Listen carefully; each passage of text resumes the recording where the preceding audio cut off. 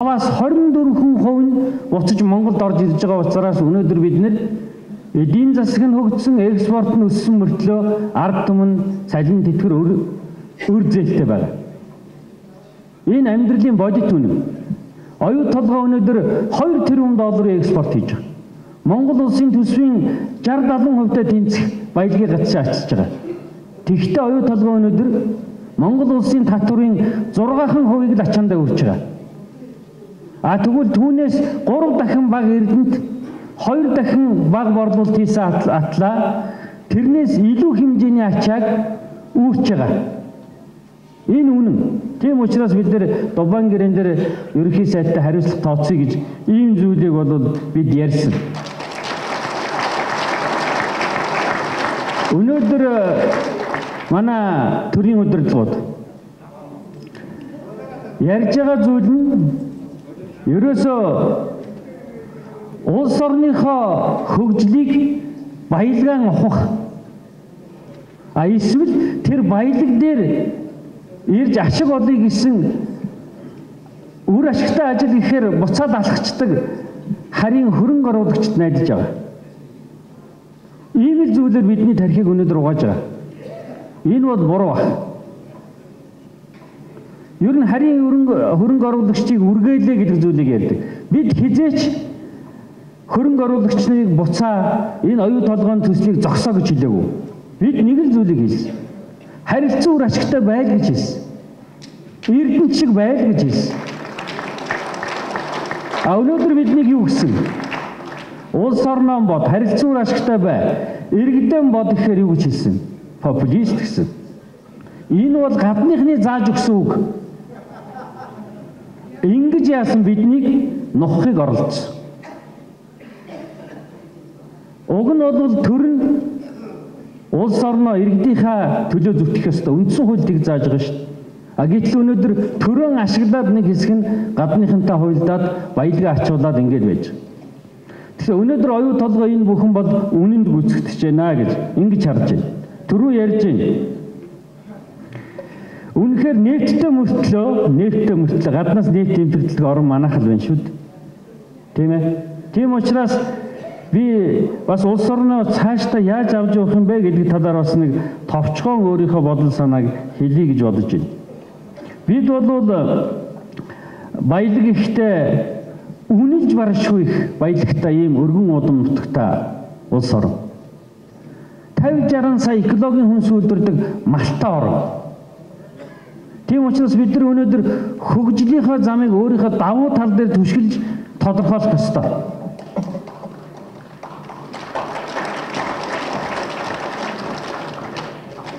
Бидэнд улс орноо авч явдаг иргэдийн амар амгалан амьдралын сэтгэл хангалуун амьдралыг төр байсан. 90 оны өмнө ийм төр байсан. Тэр төр бодлоготой байсан, төлөвлөлттэй байсан, хяналттай байсан, хариуцлагатай байсан. Тэр туршлага өнөөдөр энд сууж байгаа ахмадуудад бий. Тийм төрийг бий болгох, буцааж төлөвшүүлэх ийм туршлага ахмадууд маань байгаа. Тэр үүргээ гүйцэтгээсэй гэж би ингэж хүсэж байна. Тийм баялаг туршлага бидэнд бий. Нэгдүгээрт бид төрөөн засах ёстой. Төрөөн засах арга зам юу? Хувьсгал хийх үү? Ямар хувьсгал вэ? Босод тэмцэх сайн зам биш ээ. Сайн зам биш. Ардын хүүхдүүдийн амь эрсддэг. Бидэнд ардчсан сонгуулийн зам бий. Энийг бид нар 90 онд олж авсан. Чөлөөт ардчсан сонгуулийн зам бий. Энийг ашиглах ёстой. Бид 3 саяулаа. Аль нэгнийг ад үзэж болохгүй. Аль ч нам эвсэлд сайн хүн бий, муу хүн бий. Шинээр гарч ирсэн нам эвсэлд сайн хүн бий, муу хүн бий. Тийм учраас хамгийн гол нь бол тэр 90 оны өмнө байсан Монгол ардын хувьсгалт нам шиг. Тэр улс төрийн товчооны 9 хүн шиг шилдэгэн урдаа гаргаж чаддаг тийм улс төрийн хүчнийг монголчууд бий болгох ёстой. Намын гишүүнчлэлээр дарамтлуулж мөнгөн шохоргол сонголт хийж болохгүй. Харин сайн ташуурдаж зөвөн урдаан авч явдаг болтор нь энэ намуудыг ташуурдах ёстой. Тэр ташуур хүнд байгаа вэ? Та бүхэнд байгаа. Гэхдээ тэр эрхнээс өнөөдөр хулгайлж байгаа. 28 хүн сонгодог болсноор 30% чинь өнөөдөр улс төрийн хүчнүүд хулгайлцсан байна. Өнөөдөр хар хайрцаг ашиглаж байгаа. Боломж хязгаарлагдж байна. 16 онд алдаа хийвэл яах вэ? Төр ард түмнээсээ тасарна. Энийг бодох ёстой. Хуу хичээж болохгүй. Зураг тарж бие биенээ дэмжиж болохгүй.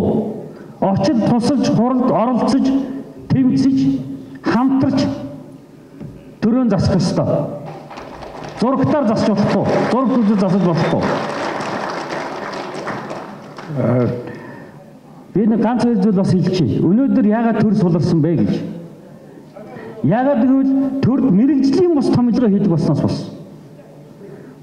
Хуучин цагт төрд яамыг хамгийн сайн мэрэгжлийн шилдэг хүн өөрөө шалгарч иржээж сайд болдог байсан. Одоо бол годомжноос шууд орж ирээд сайд болдог болсон. Тийм учраас яасан?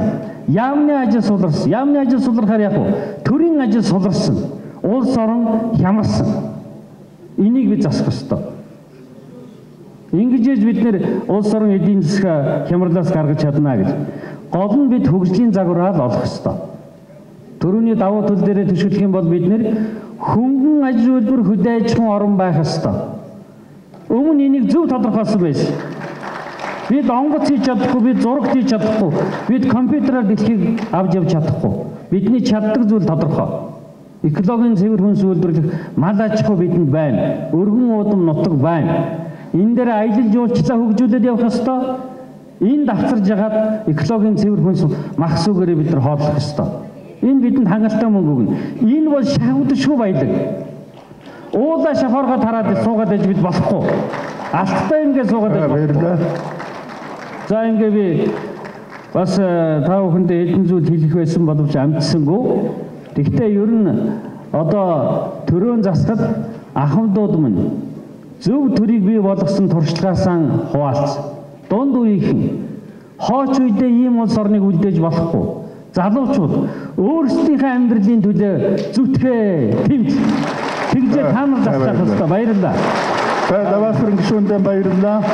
Болор чулуун гишүүнийг бусад нөхдөөрөө дамжуулаад үгээ хэлсэн гэж ойлгосон. Танд бас баярлалаа. За ингээд бид нэр дотоод дэгээрээ бол завсарлах цаг болж байгаа. Надад үг хэлье гэсэн нэрээ урьдчилж бичүүлсэн 75 хүн байгаа. Тэгэхээр бид нар өнөөдөр олон хүмүүсийг үг хэлүүлнэ. Ерөөсөө ч үгээ хэлнэ гэж ирсэн. Тийм учраас бид нар дотоод журмаа дөрвөн эхлээд ярьсан боловч батлуулсангүй.